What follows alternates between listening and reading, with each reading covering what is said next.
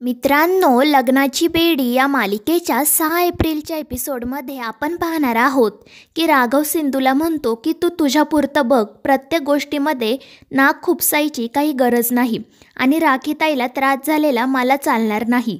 काही गोष्टींचा उल्लेख केल्यामुळे तिला त्रास होतो आणि आज तू तेच केलं आहे. त्यावर सिंधू विचारते की असं काय घडलं होतं राखीताईंसोबत की ज्यामुळे त्यांना इतका त्रास होतोय.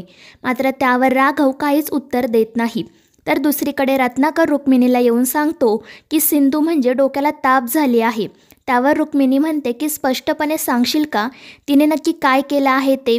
त्यावर रत्नाकर सांगतो की मी आता तिला राखीला खोदून खोदून प्रश्न विचारताना पाहिलं आणि तो घडलेला सर्व प्रकार रुक्मिणीला सांगतो आणि म्हणतो की मी वेळेत पोहोचलो म्हणून बरं, जर पोहोचलो नसतो तर. आणि त्यामुळे रुक्मिणी ही काळजीत पडते आणि म्हणते की त्या मुलीला राखीपासून दूर ठेवलंच पाहिजे. राखीच्या भूतकाळाबद्दल कोणालाही काहीही कळता कामा नये. तर दुसरीकडे सिंधू ही राघवला राखीच्या भूतकाळाबद्दलच विचारत असते. मात्र राघव तिला काही सांगत नाही आणि त्यामुळे त्या दोघांचे वाद सुरू होतात. सिंधू म्हणते काहीही झालं तरी काही दिवसांकरिता मी या घराचा एक भाग आहे. तर दुसरीकडे रुक्मिणी रत्नाकरला म्हणत असते की ती मुलगी स्वतःला या घरची सून समजायला लागली आहे. राजश्रीने जरी तिचा सून म्हणून स्वीकार केला असला तरी मी नाही आणि मी या घरची मुख्य आहे. तितक्यात ऋतुराज तिथे येत काय केलं आता त्या सिंधूने असं विचारतो. त्यावर रुक्मिणी म्हणते आगाऊपणा, त्याशिवाय दुसरं येतं तरी काय तिला. त्यामुळे ऋतुराज लगेच म्हणतो की त्यापेक्षा रेश्मा बरी ना. पण रुक्मिणी म्हणते की दुसऱ्याची चूक दाखवून आपण काही चूक केलीच नाही असं म्हणणं या घरचे संस्कार नाही. आणि ती सिंधू उद्धट असली तरीही ती रेश्मासारखी इतरांचे कान भरत नाही, इकडचं तिकडं करत नाही. त्यामुळे निरर्थक तुलना करू नको. त्यामुळे ऋतुराज खाली मान घालून हो म्हणतो.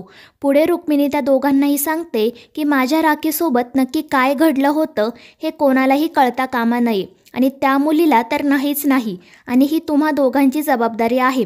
त्यावर ते दोघेही होकार देतात. तर इकडे सिंधू राघवला विचारते की या घराला मी आपलं मानलं हे चुकलं का माझं. त्यावर राघव म्हणतो या घराला तू आपलं मानलं ही चांगली गोष्ट आहे, पण ज्या वाईट आठवणींना हे घर खूप प्रयत्नांनी विसरलं आहे त्या गोष्टींची पुन्हा आठवण करू देऊ नकोस. त्यावर सिंधू म्हणते मी काहीच करणार नाही, पण राखीताई माझ्यासोबत स्वतःहून बोलायला आल्या तर मी त्यांना उडवून लावणार नाही, कारण त्यामुळे त्यांना जास्त त्रास होईल. त्यामुळे त्या जर स्वतःहून माझ्यासोबत बोलायला आल्या तर मी त्यांच्याशी बोलणार.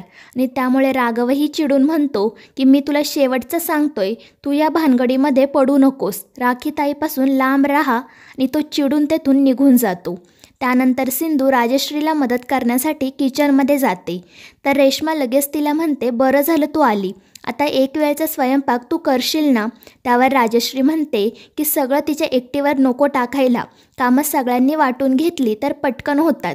त्यावर रेश्मा म्हणते हो ना, पण मग राणी वहिनी कुठे आहेत, मग त्यांना सांगा ना सिंधूला मदत करायला. मात्र त्यावर सिंधू सांगते की काल रात्रीपासून त्यांची तब्येत बरी नाही. त्यावर रेश्मा विचारते पण हे तुला कसं माहीत.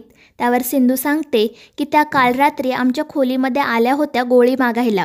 पण रेश्मा म्हणते काल तर तुमची पहिली रात्र होती ना, मग त्या तुमच्याच रूममध्ये का आल्या. त्यावर सिंधू म्हणते माहीत नाही, पण हे सर्व तुम्ही का विचारताय.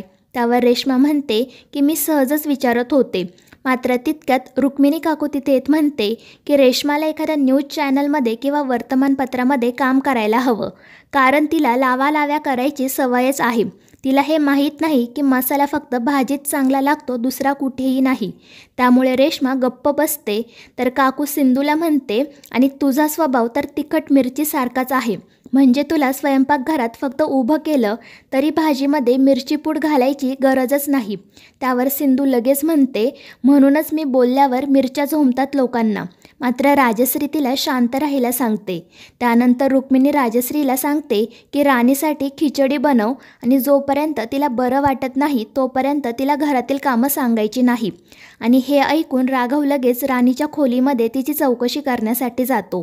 मात्र ती त्याला म्हणते की तुला माझी काळजी करण्याची काहीच गरज नाही, तू जा तुझ्या बायकोकडे.